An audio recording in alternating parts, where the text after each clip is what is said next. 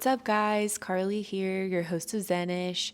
Today I'm bringing you an episode with our favorite regular, Jena Pendarvis.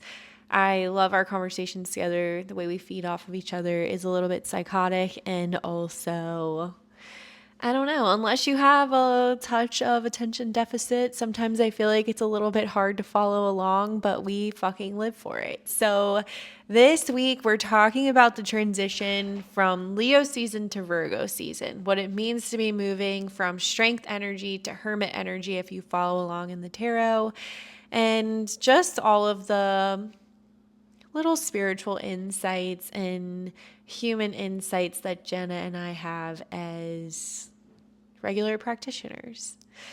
In the community, we have kids yoga coming up in Slidell at Christina's Therapeutic Touch on Monday, September 9th. This class is from 6 to 7 p.m.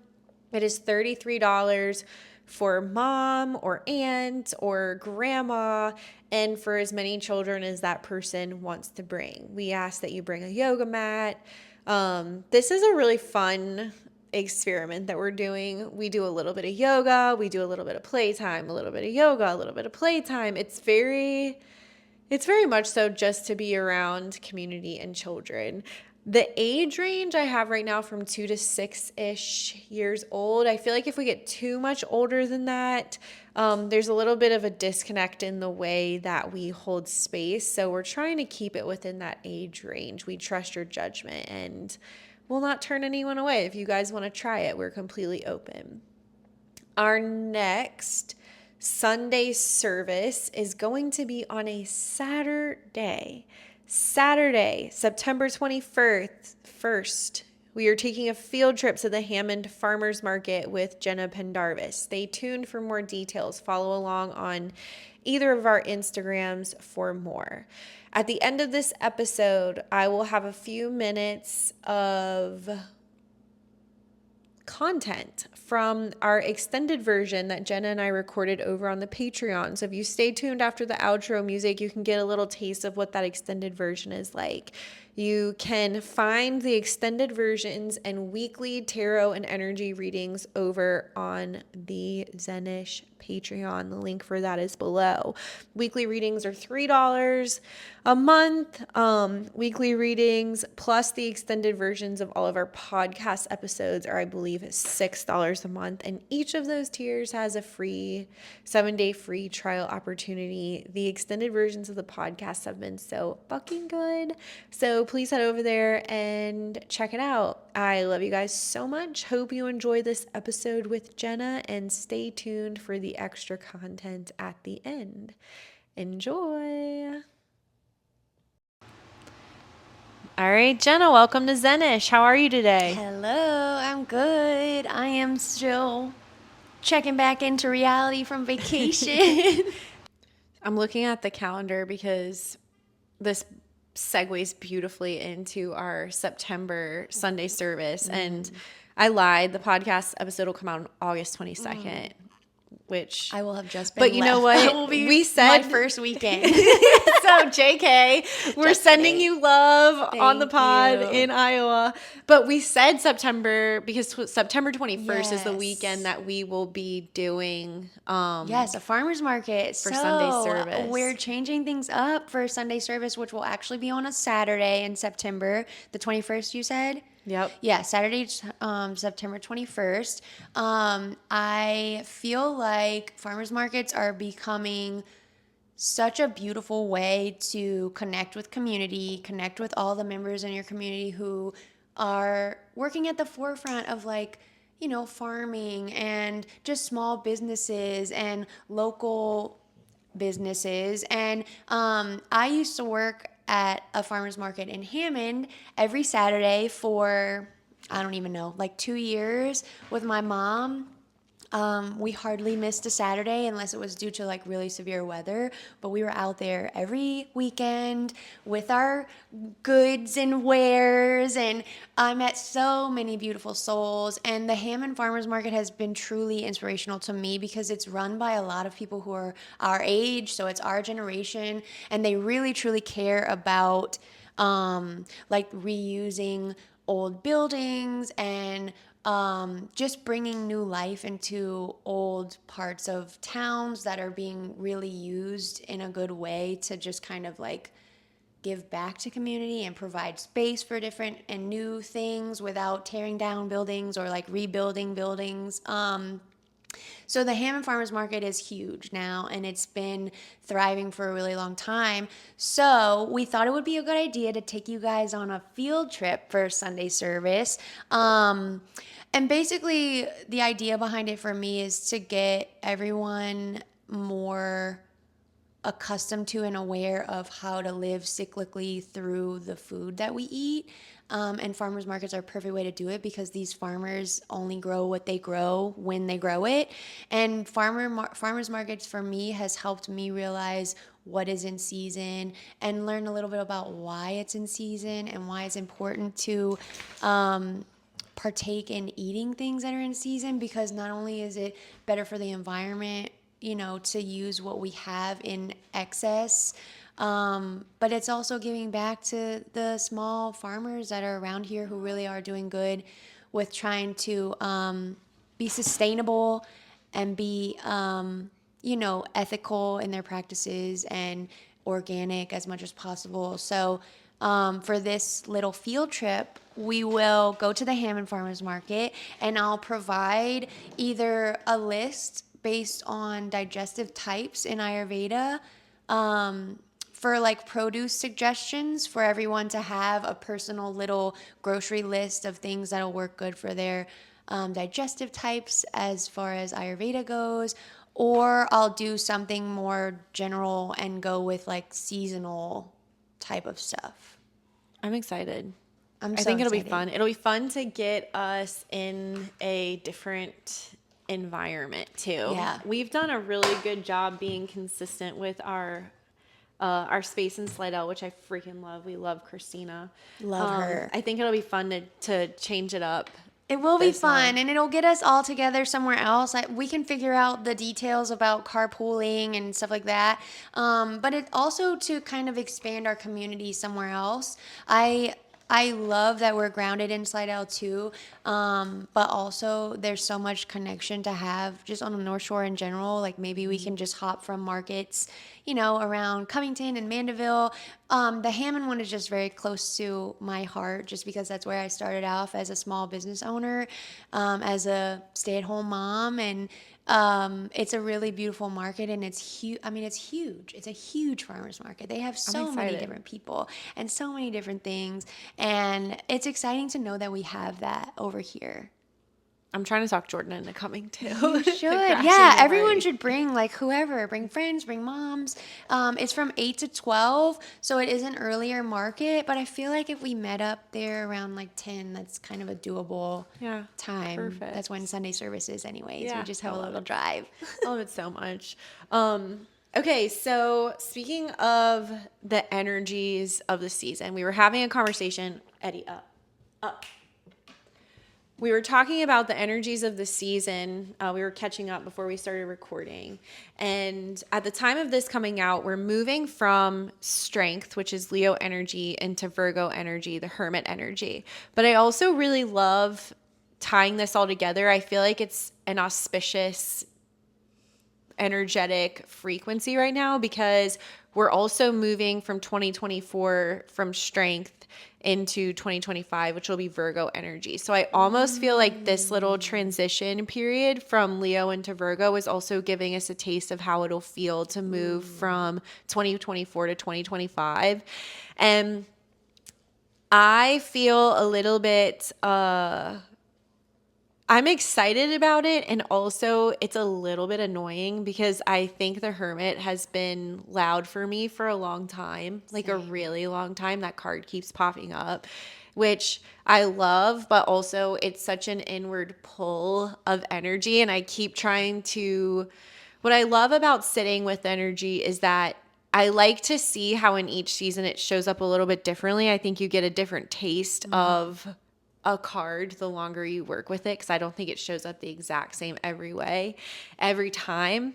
And so I've been trying to be very open two different ways this card could show up because I'm ready to be in a more outwardly expressive energy as opposed to turn inward. And that isn't, I don't really think that's ever the vibe of the Hermit. Never. I mean, with the Hermit and the Sun, which is the card that rules Leo energy, and Hermit and Strength, which is the Strength is the card that represents Leo energy. It's, I don't know. I feel like there can be an outward component. And Mercury rules Virgo. Mercury rules the energy of the Hermit. Mercury is ruled by the Magician, just like spitting out a few facts so we can kind of get a full picture of how the energy is represented. And I do feel like both with the Magician, with the Sun, like those can be outward expressions of the energy. But I don't know. How does that sit with you? I feel that. I feel like coming into 2024 as a strength year, I think a lot of us, myself included, thought that this would be an outward year because to me, the strength energy feels like it's going to be something outward and productive and showing up and like having the strength to get through, but it was actually more inward. I feel like the Hermit card has been a prevalent energy for a lot of us as far as the growth being very internal and subtle, and the same with the strength energy.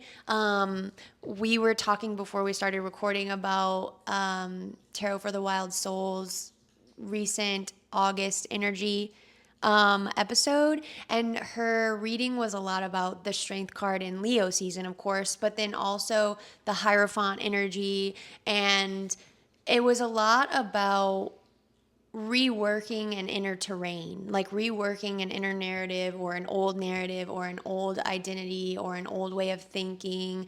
And I haven't, I should say, in the past really related strength to an inner working card. So moving from Leo into Virgo and into this Hermit, it makes total sense that we would be moving like still in an internal way from strength. But I'm like you, and I feel like this year was supposed to be so much more outward work and like collective community work, and it really hasn't been. So it's interesting to me to see what's coming in 2025. Well, I also feel like this year we have been doing the inner work, but in community. So in a way, I guess it, as you're talking, I'm like, we kind of have been doing that in a smaller setting. And so I went on this deep dive the last couple of years through Tarot for the Wild Souls podcast on the tarot. And there's this series of episodes where she breaks down like all of the aces and all of the twos in relation to the major arcana. So for example, all of the eights and then the strength card, because that's a number 8. And she talks about how 8 and strength is about being really raw and being really vulnerable. And it's an incredibly transformative energy, which when I think of Leo, it's more like fun and playful. Right.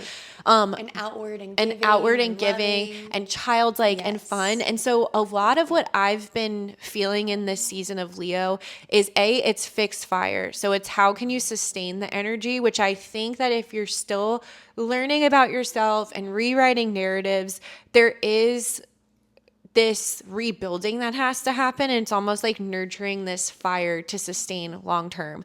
I also feel like I'm paying attention to where I feel resistance as far as play goes. And I feel like a lot of playing requires us to be vulnerable and to be seen, which is also Leo energy. So even in deciding what I want to wear to this event we have this weekend, I'm like, how can I wear this outfit and it not wear me? Because it's so much fun. And I want to have more fun as opposed to being afraid of being seen and being really outward and being vocal and like playful.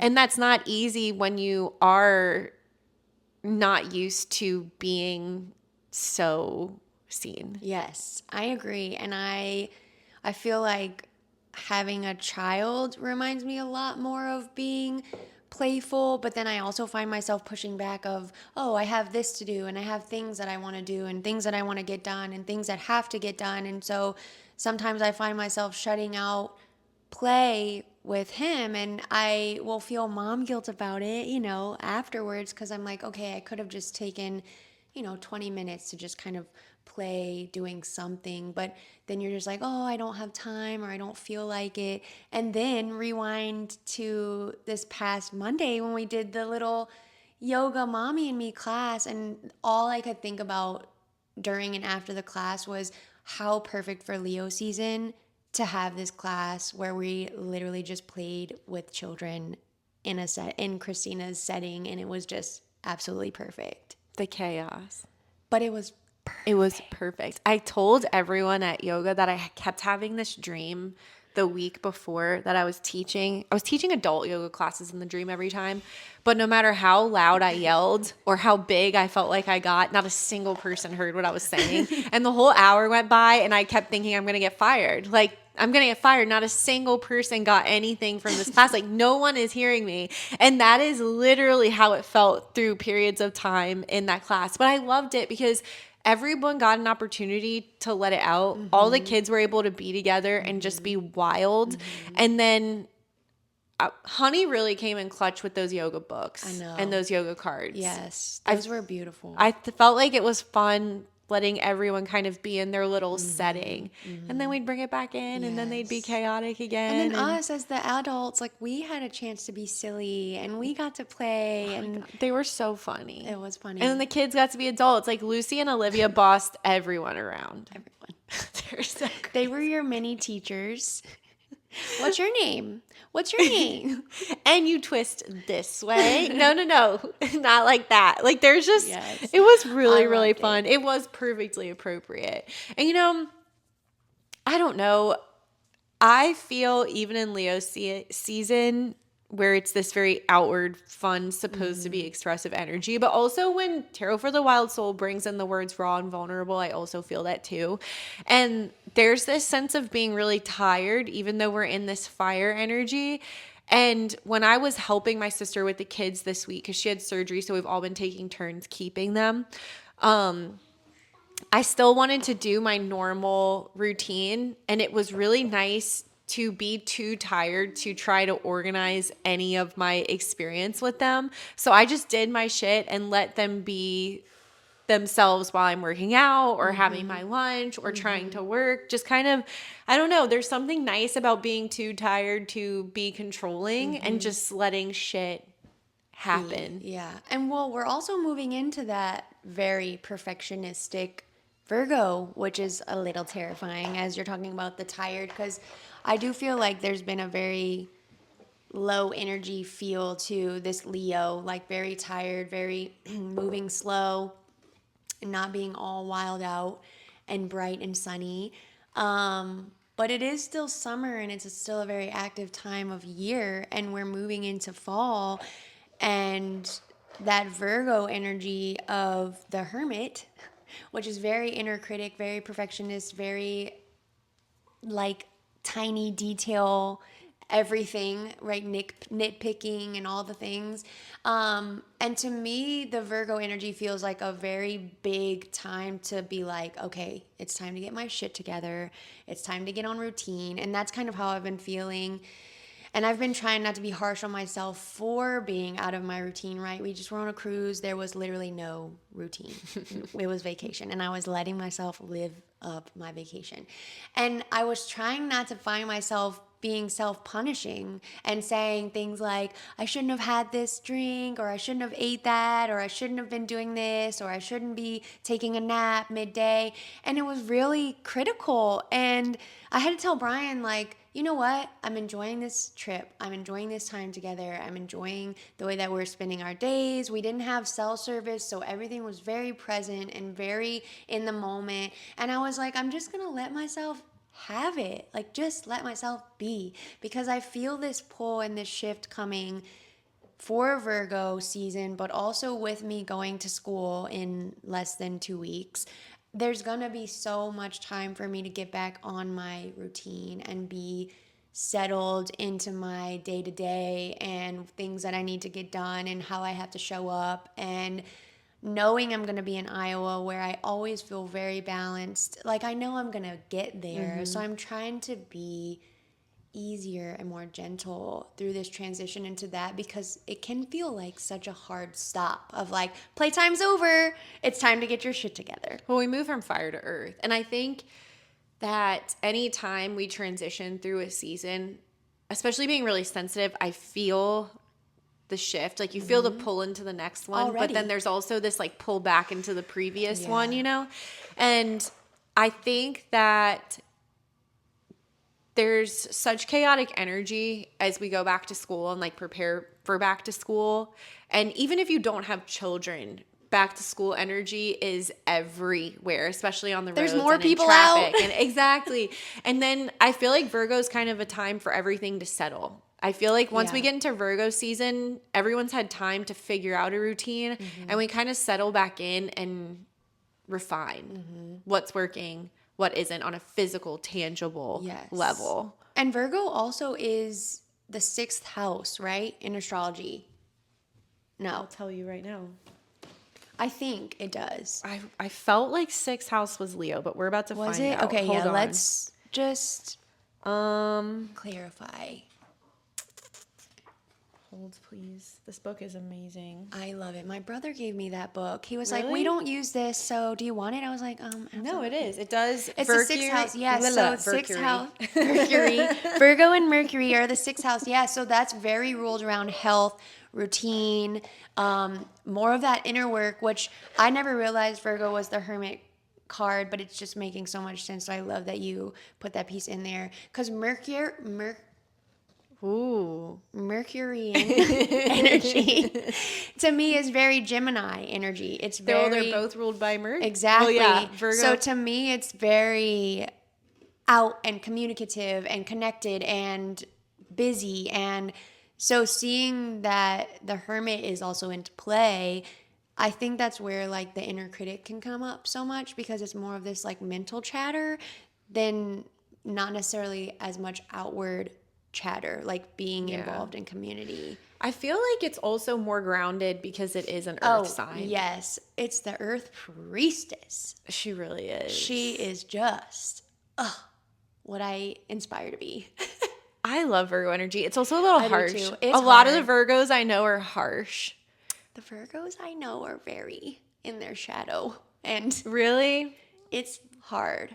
Like the shadow side of the Virgo like critic it's harsh. It is harsh. It's it can be very mean and stingy and like almost an air of better than. Well, I think that it comes from, and this is something I'm practicing so much in my personal life because I feel, like we were talking about this before we came on, a lot of judgment coming up. And judgment, everyone in my immediate circle knows how relevant judgment, like the card, has just been for me. So I feel like it's something I'm being called out on, but also learning to like soften around, because I think judgment is very necessary.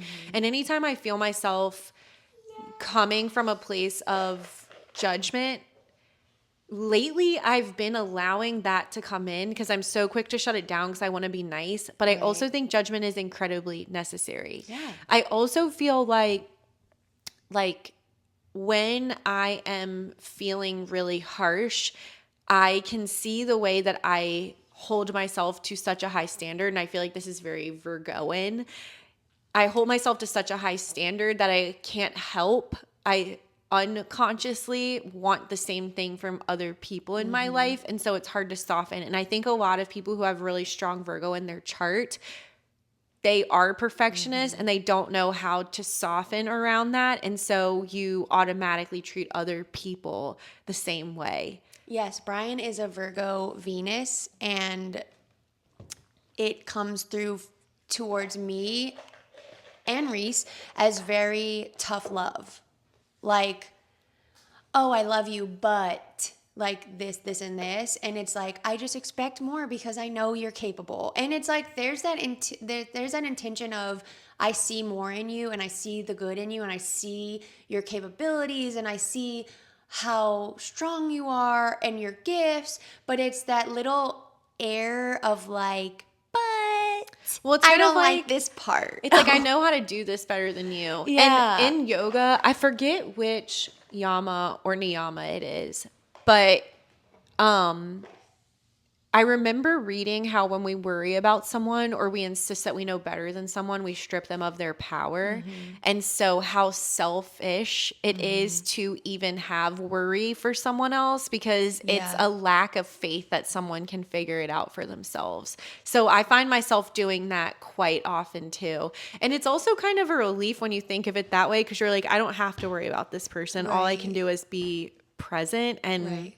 And just see them for who they are and what they're showing up as. because their way of doing things may be Different. imperfect Yeah. in their own way. Yeah. Organic Olivia talks a lot about like the outer judgment. She's also a Leo actually, so that's very funny that I just made that connection while we're talking about this. But she said there can be a lot of that spicy like judgment outwardly, and she talks a lot about her journey with like judging other people, and she talks about on her podcast about how she uses it as a way to be like, I don't like the way this girl looks today. And why? Because like sometimes I don't like the way that I look. And so she uses it as a mirror of if I'm judgmental to this person, it's it's because I'm judgmental of myself with that too. Like she'll be like, "Oh, I'm driving and I don't like how this person just cut me off, but I've cut people off in the past." And so it's not necessarily like a justification for the judgment, but it's just a way of using it as a tool to see that those are also the imperfections that we have. And I really like that idea of, ooh, if I'm being judgmental to this person about this, this, and this, how do I show up that way too? I love that practice. And I struggle with whether or not that practice gets me in trouble sometimes because I feel like I could think, like, for example, in the past, being in really toxic relationship, and I take responsibility for my part, and I still work on that because it's a part of you for a long time, sometimes forever. Yes. And so when I find myself getting lost in the story of how things were, I want to take responsibility. I want to, because Ram Dass teaches the mirror. He teaches reflection. And Yes. I've been familiar with Ram Dass's work for a long time. But sometimes I find that I could use the idea that I am just as guilty of whatever I'm judging someone for as an excuse for staying somewhere too long, like in friendship or partnership, or even in relationship with people you're meant to be in relationship with for the long haul, like family. It's so hard for me sometimes, I think, with so much Gemini in my chart too, and so much Mercury in my chart, like prominent Mercury placements in my chart, that it's hard to, like, I will think something to death instead of just trusting an insight or a judgment. And so I'll be in relationship with someone and constantly like, okay, but I behave this way too. I behave this way too. So why can't I hold space in this way for this person? And I'm not saying that's a wrong way to show up, but sometimes I'm like, this person really fucking sucks right now. And how do I Like I set a hate even, boundary. yeah, but I hate even thinking that because we Yeah. all suck sometimes. Yeah. So I don't know if that's Yeah. making sense. I feel like I'm kind of talking in circles. It's how I think often. I feel like it makes sense, and I can see how it would be sticky in It's that way. paralyzing. It's almost like you're giving that person a crutch because you're imperfect too. And so I feel like that can be sticky because, like you said, it can keep us stuck in this back and forth between they're shitty sometimes, but so am I. So we can just still keep going the way that we're going and nothing actually needs to change. And I think that's kind of where the inner work of Virgo is really beautiful of, ooh, but how can I show up differently or work on that myself, right? Because we can't expect the other person to do the same. Right. And then how can I trust that my vision of it or my instinct of it after doing the work can change the way that either I show up and change the dynamic completely, or do I need to set a boundary around this person in this way? Or It's really hard. It's hard. That is hard work. It's hard. And I find that in ways in my life, I'm incredibly patient.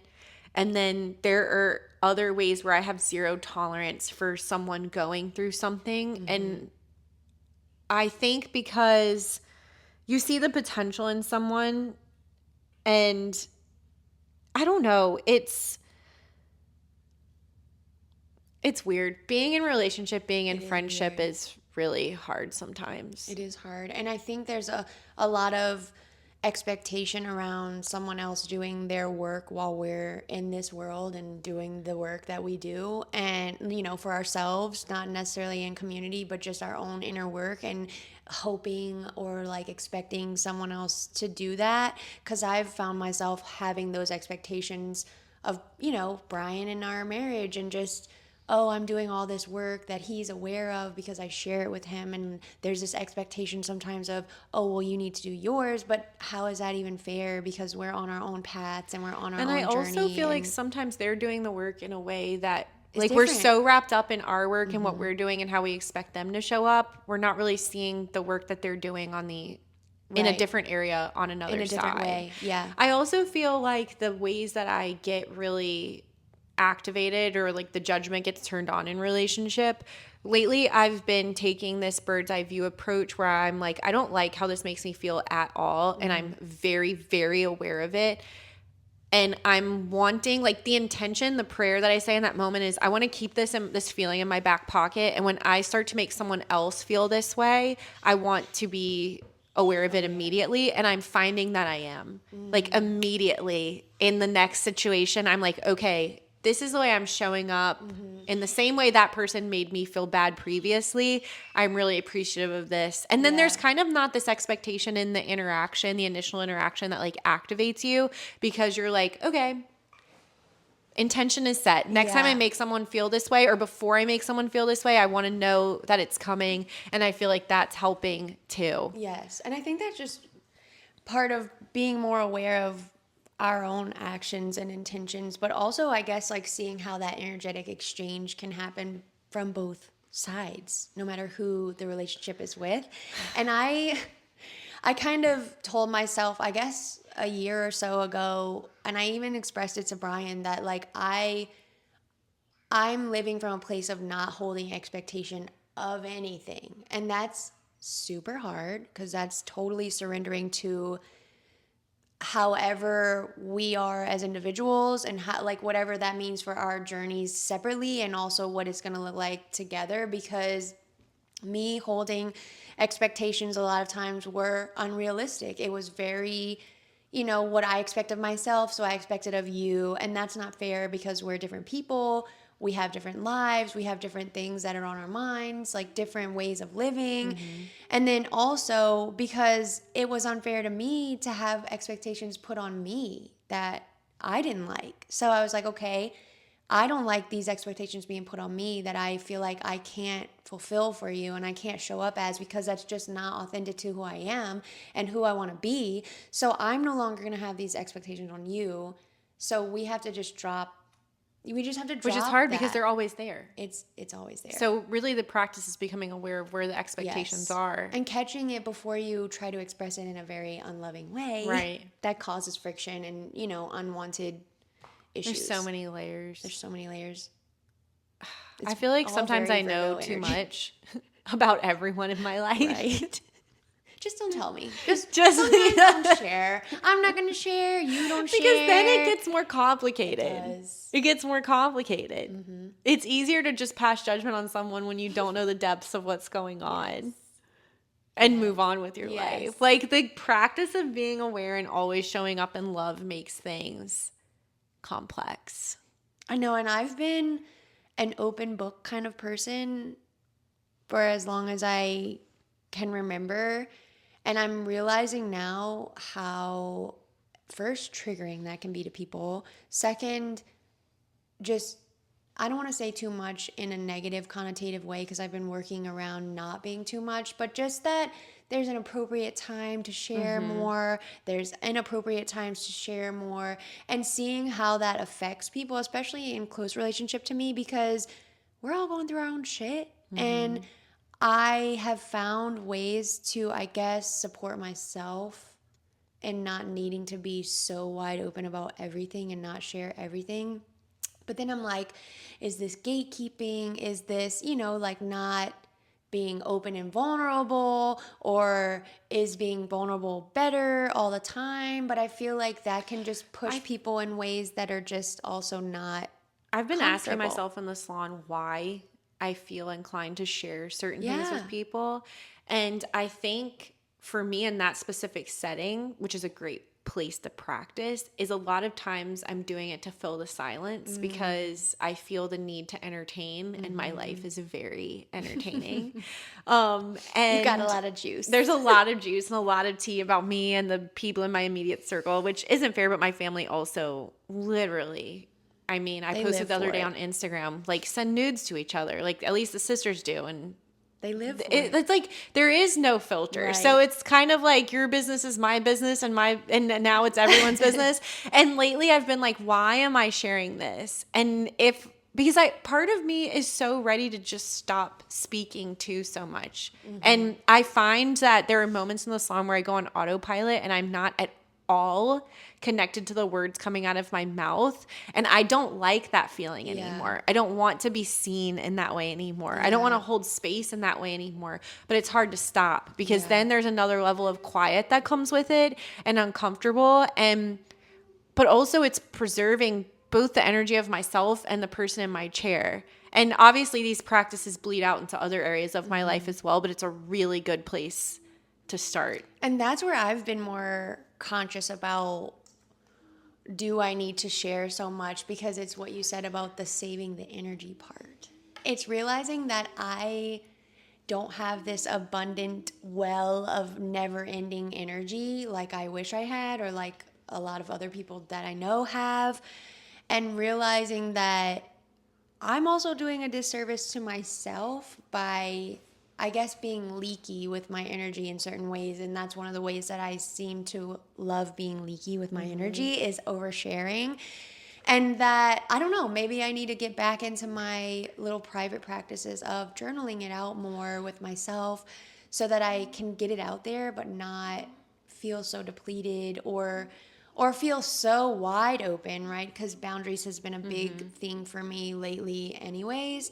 To have the energy to hold space for other people. And I just feel like when I'm quieter, I can listen better. Listening's been huge. Discernment's been a huge word too. Yes. And I feel like listening and discernment go hand in hand.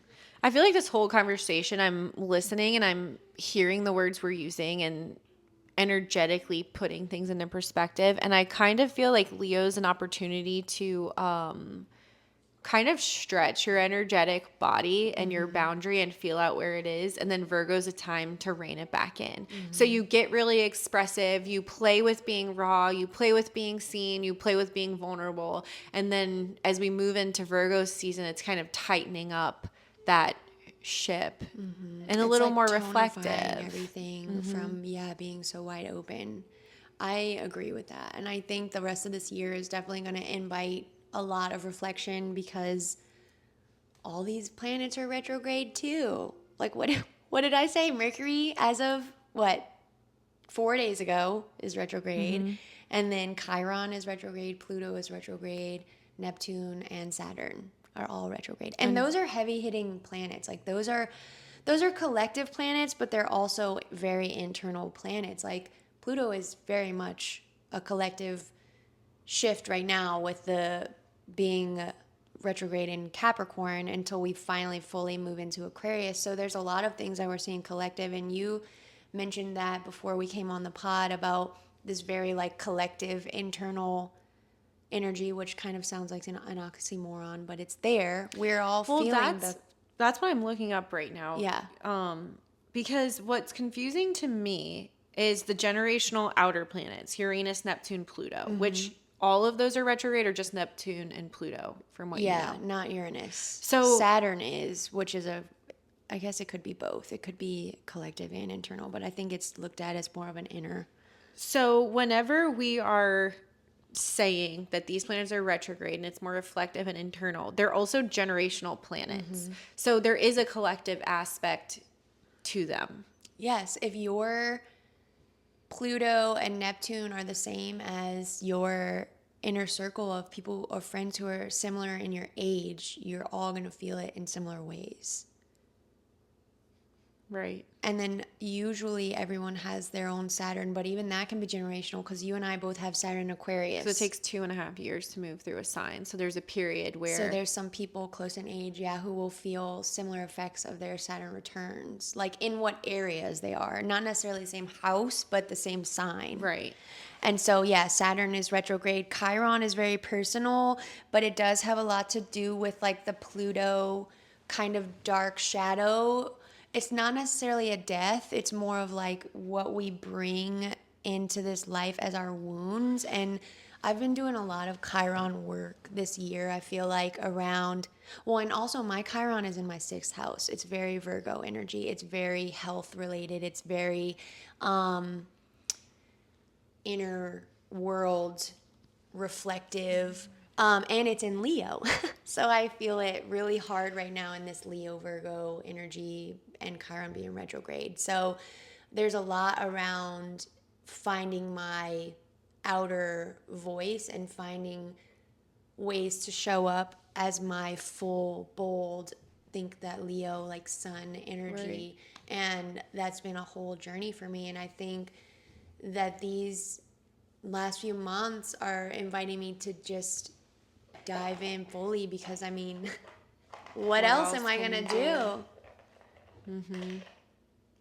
I know. Chiron's interesting to me because I feel like there's a huge group of people that I know that all share Chiron in the same sign. Ooh. Like huge. Do you know how long it takes Chiron to move through No, because Chiron's not a planet.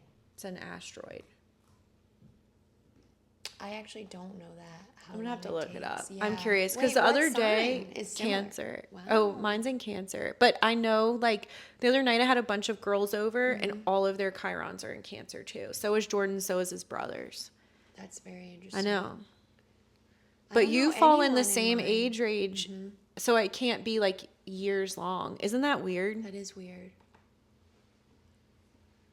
Yeah, I don't know what dictates where Chiron shows up. I mean, spiritually, they talk about how it's karma that you take on from like past lives. So it could be, I don't know, it could be like past life stuff that I'm taking in from being told similar things like you're too much or your energy is too big or there's no space for you, you know, like all these things. And that became something that I have to overcome in this life, which is kind of what my career path is looking like, right? Like being in the spotlight as far as being a teacher and holding space and being someone for others and being active in community settings and networking, and like a lot of that energy is prevalent in my goal for myself, but also in, you know, my path as like a soul in this lifetime for sure. So I feel like Chiron changes maybe every time we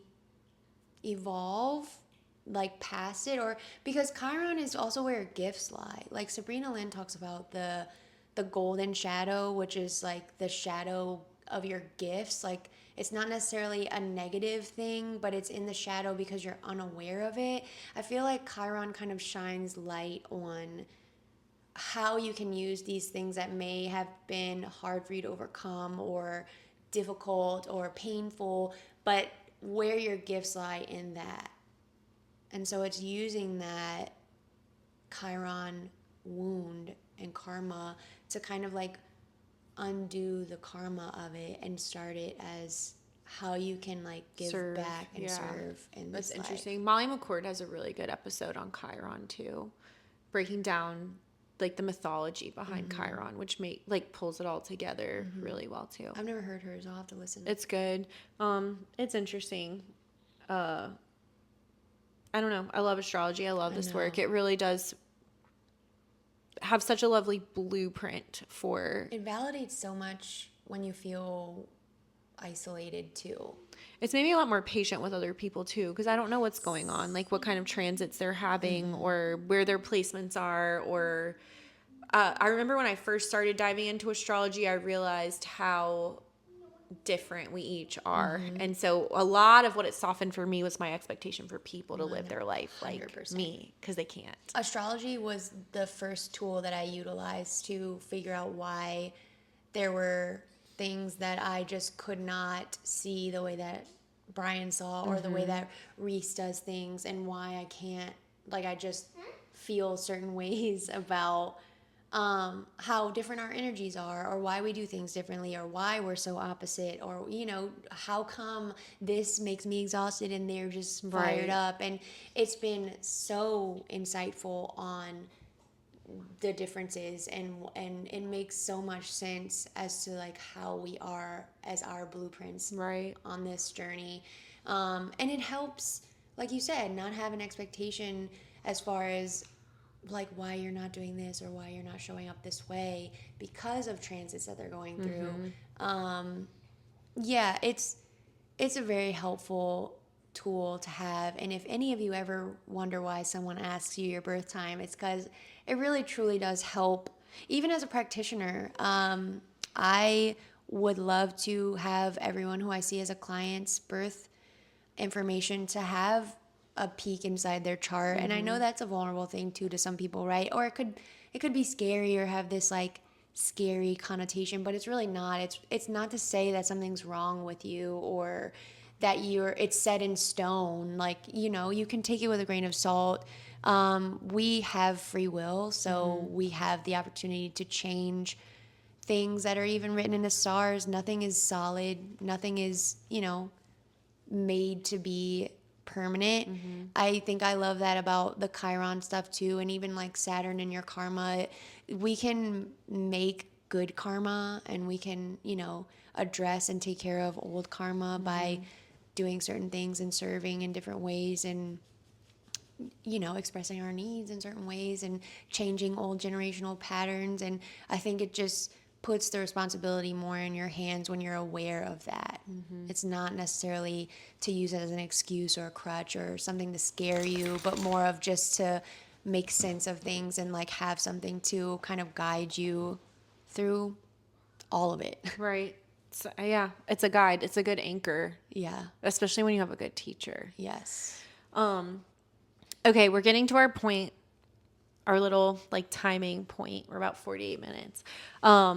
We're going to continue this conversation over on Patreon. For those of you who are interested in the extended version, there's lots of good content over here.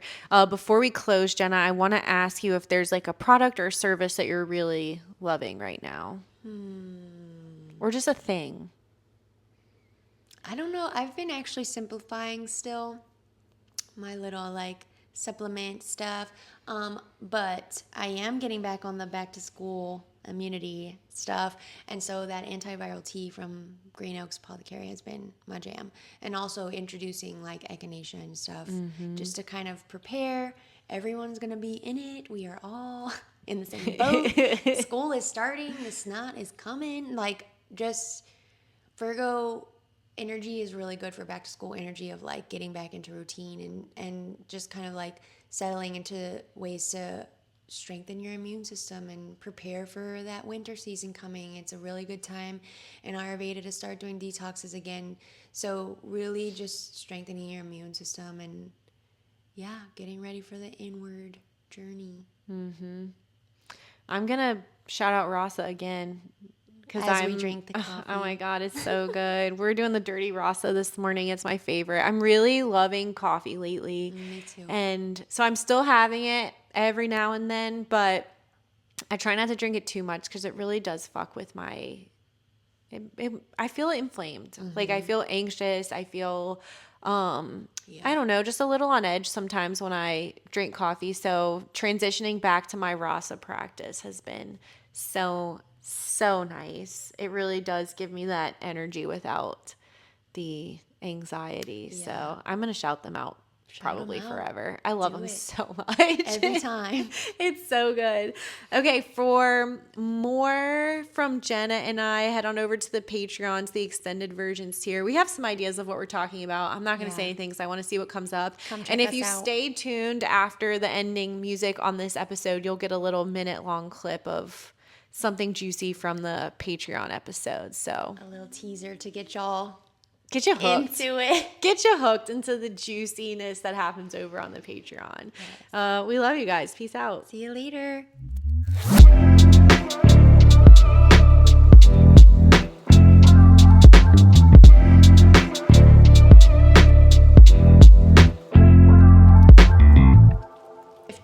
a part of like something else old dying, and we don't always have to know what it is. And that's the hardest part for me, is like not making it connect to something. Like I always want to have this logical thing, like, oh, 7.5-year-old Jena is dying today, and that's why I can't sit and meditate right now. I'm just like, I'm constantly telling myself, like, shut the fuck up, Carlie. Right. Just don't sit with your act. cards today. Yes. Let's chill the fuck out. Nobody's judging you for it. No, and it doesn't have to be a huge deal. I know. I'm making a big deal too, because I usually reach out to you too and be like, girl, I'm just in the real life right now. I'm just in the world. But I think so much of it is the mind. It is. And it's how to quiet it at all times. Like, there doesn't have to be a story. There doesn't have to be a story. There doesn't have to be a story. That ego is so But I also think loud. when you're coming, like, this is so deep. Just the whole conversation. But when you are coming from a tower season, like a breakup, a moment of realizing I can't be on this 9-to-5 rat race. I'm holding too much. I don't want to be on fucking ADD medication anymore. I don't want to be on antidepressants anymore, which I don't think there's anything wrong with either, used in the appropriate way. Everyone but when you needs have what they this need. moment where you want to take control of your life again and figure out who the fuck you are, typically there's a tower moment that comes after it where everything falls apart.